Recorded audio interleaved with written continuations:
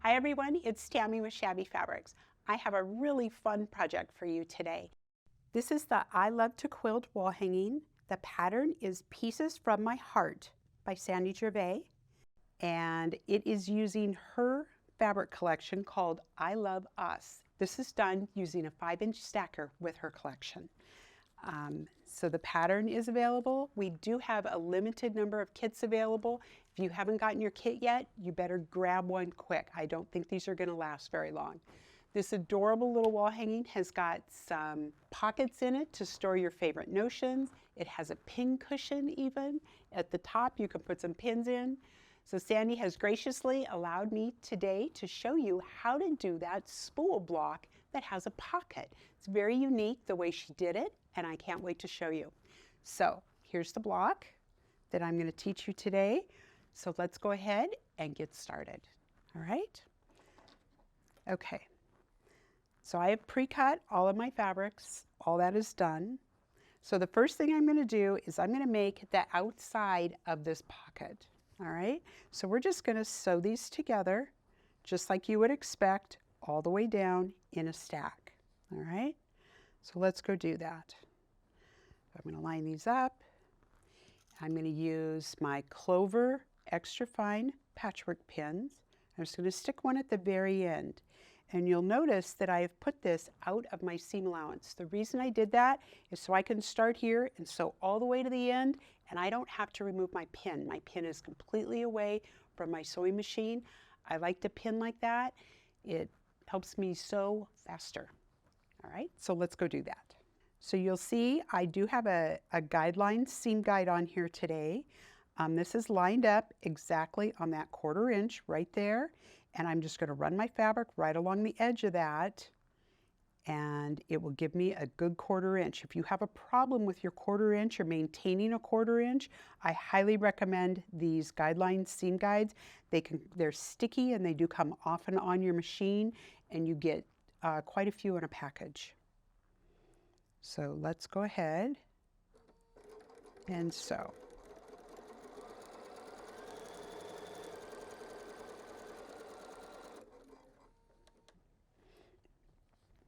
All right, so let's go ahead and give this a nice press. So I like to set my seam first before I press it open. So I'm just going to set that seam, then use my fingers. Make sure I don't take any folds in there. And I'm just going to press that seam just like that. Perfect. I'm using a wool pressing mat today. I love these larger wool pressing mats. They are so nice. We're going to add the next one.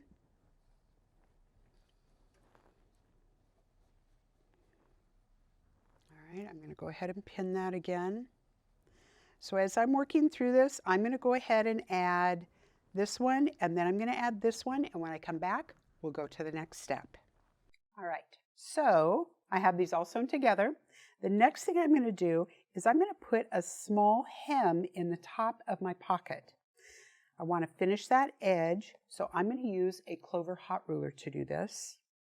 I'm going to turn this over to the back. We're just going to do this. And I want a 1/4 inch seam allowance back here. I'm just going to fold this down a 1/4 inch. I'm going to use my iron here. I have this little Panasonic cordless iron on set with me today. I like this little iron. Okay, so there's our perfect hem for our seam allowance. Now the next thing you're going to want to do is run a top stitch along the edge of this. I would use red thread to match, and I have done that ahead of time. So here's this one. I've run my red top stitch across there. All right, I'll set this one aside. All right, so the next thing I'm going to do is take the back of my pocket, which is the red plaid. I like that one. We're going to lay this on here like this. And now I'm going to sew the top and bottom of my spool on like this and like this. And you can see how this comes down. It's a little bit over a 1/4 inch. That way you're not going to catch the top of your pocket in your seam allowance. All right. So let's sew this bottom one first because we have a lot of things going on here. I'm going to line everything up and pin this. Definitely want to pin all these layers together. I have a lot going on and I don't want anything to shift while I'm sewing this. I'm going to pin this several times. All right, at the same time, I'm going to go ahead and put this one on across the top. You know, I would actually fold this pocket back just to make sure that you're not going to catch that in your seam allowance. It's better safe than sorry, right? Let's fold it back and let's do that. Okay, so I'm going to sew across the top, I'm going to sew across the bottom, and I'll see you back here in just a minute.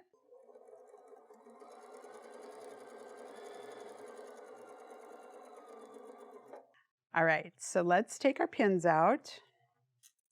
Let's press this, see what we've got here. All right, so the top of the pocket, we're going to press this up towards the spool, like this. And now the bottom of the pocket, I'm going to press this down like you would expect. That's where that wants to go. All right, let's look at our pocket now. That's perfect. You can see the seam here. Pocket is there. Perfect. All right, let's make the sides of our spool. All right, I'm going to set this aside. All right, so to make the sides of the spool, we have two ways to do this. The first way is the way we all know. We're going to take a small ruler. I'm going to use that. I love my Quilting Friends ruler. You can use this one. You're just going to draw a line corner to corner on the back of a square. Just like that with a friction pen. All right, and we can set this on here like this and sew on the line. Okay. Let's pin this so he stays where we want him. All right. The other way to do this is with a corner clipper. So I put my square on here, and I'm going to take a Creative Grids folded corner clipper. I love this tool. It saves me a lot of time. I don't have to draw all the lines, and I trim this before I sew it. That way, after I sew it, I just have to press it and I'm done.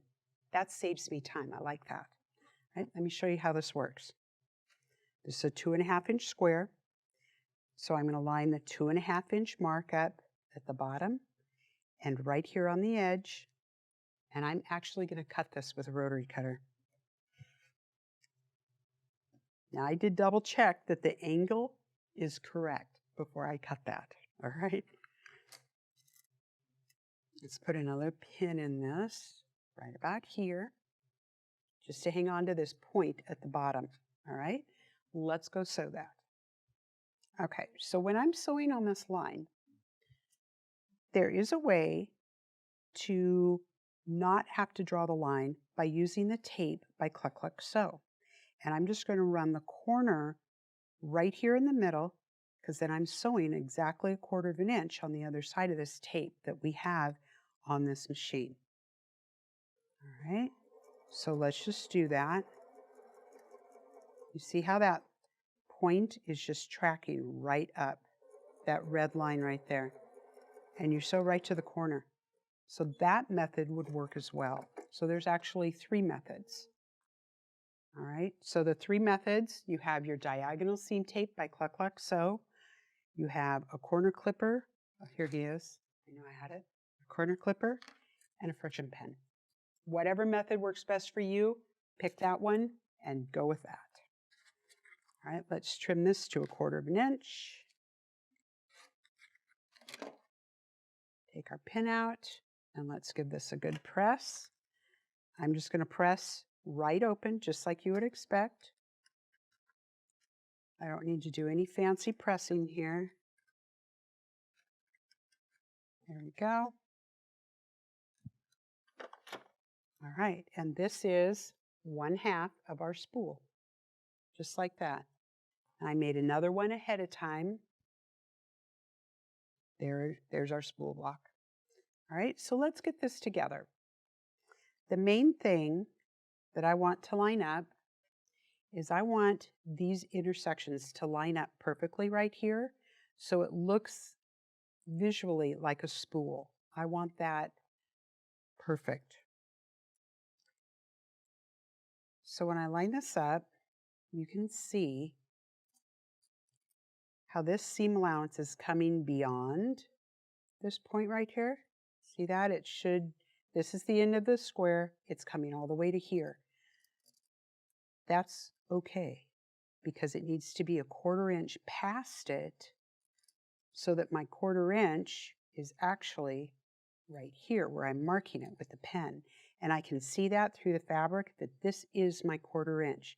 So I know when I sew this, that is going to be the new point on this. See that? I can fold that. You can see that's where my new point is. That's how I know that's going to line up exactly like I want it to. All right, let's pin that.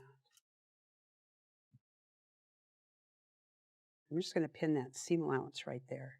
Rather than trying to pin this way, I'm going to pin the seam allowance this way, and it's going to help hold that where I want it. All right, so I'm going to ignore the center of the block right now. I'm going to come back to this end and pin this. All right, so now I'm pulling this ever so slightly.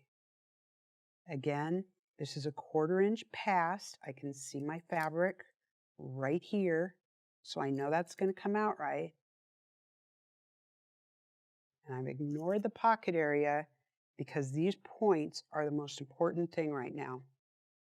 All right, so you can see how that's a little bit off. Pull that just ever so slightly, put some tension on that, and it immediately comes into line. Pin the center now of this whole thing together, just like that. Okay? All right, let's pin the other side. Okay, so again, this one comes down. I can see the fabric from the other side is right here, which is almost right on where I want it.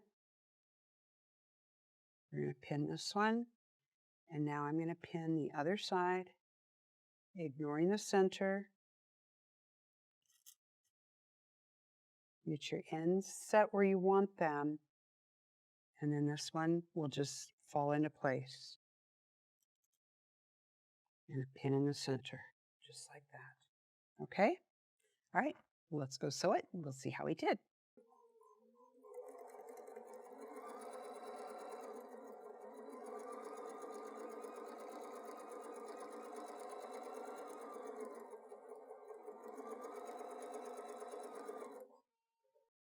All right, so let's give this a good press and see how we did.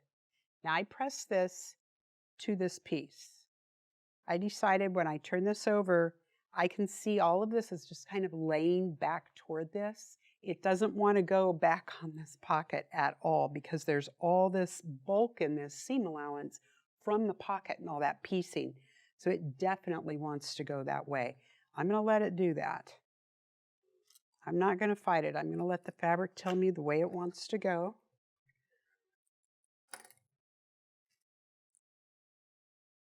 Oh yeah, look at that. It's perfect. That's what we want that to look like. These are right where I want them, here to here. Let's see if we got the other side. Yep, perfect. I'm going to go with that. I like it. There we go. All right, and there's our pocket. It is so cute. It's ready to be filled with whatever you want to put in there. This would make such a cute gift for a quilting friend, or maybe you treat yourself and you put this in your sewing room. I think that's what I'm going to do. I love this idea. Don't forget to pick up the hanger for the sewing machine hangers that we have. So cute. Match the project. They're easy to put a hanging sleeve on the back, hang it up, and you're good to go. Hang it in your sewing room and enjoy. Happy sewing, and I'll see you next time on a Shabby Fabrics tutorial.